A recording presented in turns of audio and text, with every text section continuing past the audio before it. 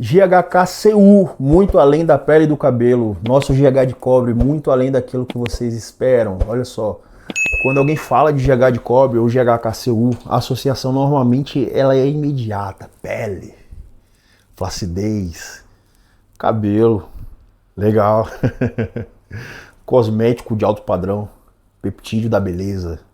Só que reduzir o GHKQ a apenas isso vai perder justamente a parte mais interessante dessa incrível molécula, como eu sempre falo para vocês, superestimada e subestimada ao mesmo tempo. Pessoal, vamos entender o nome primeiro.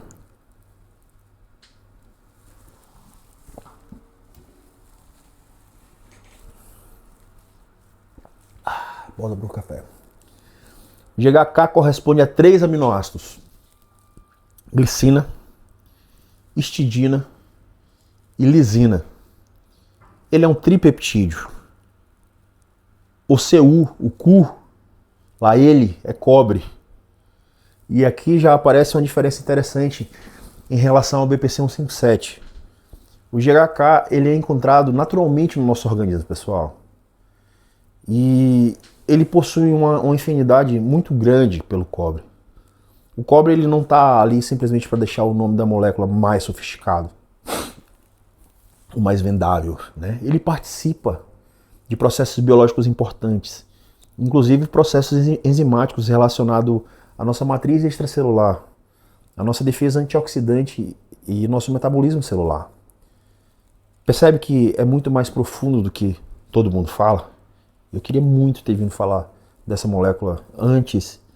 Queria muito ter falado dessa molécula também ali no Insta.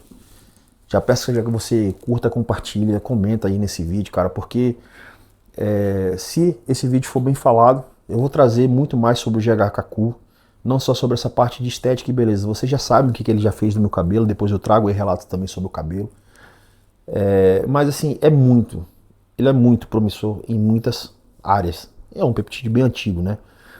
Olha só, retomando a nossa aula aqui, quando o GHK, quando o GHK e o cobre, eles formam esse complexo, né? Que nós passamos a chamá-lo de GH de cobre, como eu gosto de falar. Agora, eu quero que tu pense no envelhecimento da tua pele, tá? Não só sobre rugas apenas. Eu quero que tu pense biologicamente. Existe, pessoal, uma alteração dos fibroblastos. Existe uma modificação da matriz extracelular. Existe a degradação e a reorganização do colágeno. Existe elastina também. Existe estresse oxidativo. Existe sinalização inflamatória. Existe uma capacidade de reparo. E é justamente nesse ambiente que o GH de cobre ganhou enorme interesse. A literatura mecanicista e pré-clínica sugere influência sobre o remodelamento da matriz extracelular, tá? Atividade de fibroblastos, colágeno, angiogênese, inflamação, reparação.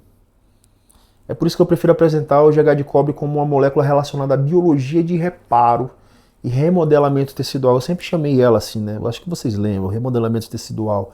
Ela não é simplesmente o peptídeo da beleza. É claro que o hype sobre o peptídeo da beleza, o marketing, se torna muito mais interessante, né? Mas a gente precisa separar o nosso interesse. A gente precisa falar sobre mecânica, sobre comprovação clínica. Apesar de décadas desse peptídeo, ainda continuam pesquisas faltando estudos clínicos em humanos para muitas das alegações que circulam sobre o GH de cobre. E claro que isso está mudando lentamente, né? Em 2026 começou um estudo fase 2 aí, cara, bem interessante, randomizado, duplo cego, controlando e avaliando o gel de forma tópica do GH de cobre. Entenda que, olha só, de forma tópica, na parte dos nossos epitélios aí, de pequenos epitélios, né, de feridas padronizadas em adultos saudáveis. O estudo ele basicamente prevê 60 participantes e ainda não tem resultados publicados. Mas assim, é interessante a maneira que que tem sido direcionado esse estudo. Porque isso significa que nós estamos vendo uma molécula antiga ser submetida a perguntas mais rigorosas. Ou seja, existe um público seleto que quer saber além daquilo que se é falado. E aqui que eu quero fazer uma outra distinção. O GH de cobre tópico, ele não é equivalente ao GH Kaku. Aí claro que vai ter alguém que vai dizer que o injetável é muito melhor. Presta atenção, se eu mudo a via de administração, eu mudo a discussão farmacológica e a segurança também. O próprio FDA já colocou o GH Kaku para vias injetáveis entre as substâncias que levantam preocupação significativa de segurança, cara. Porque eles relacionam, entre outros pontos, cara, a nossa imunogenicidade. O que? Impurezas. Isso sempre acontece com os peptídeos, né? A gente sempre tem que avaliar isso. Portanto, quando alguém vai pegar a evidência cosmética ou experimental e utiliza aquilo para justificar qualquer forma de administração, cara, existe um salto lógico. Existe um salto lógico. A boa ciência, ela exige que a gente enxergue esse salto. A gente precisa enxergar assim, agora existe algo conceitualmente bonito no GH de cobre. A gente precisa enxergar isso também. Que ele nos lembra que a reparação não é colocar apenas um curativo molecular sobre um tecido. Reparar significa reorganizar o microambiente. Células precisam começar a migrar. A matriz ela precisa ser novamente produzida. A matriz velha ela precisa ser degradada. Os vasos precisam começar a responder. E a inflamação ela precisa acontecer e depois ela precisa ser resolvida, entende? Por isso que algumas moléculas despertam tanto interesse na medicina regenerativa. Elas não necessariamente fazem apenas uma coisa. Na verdade, a maioria das moléculas, acho que todas são assim, elas não fazem uma coisa só. Não é como o marketing que se vende aí.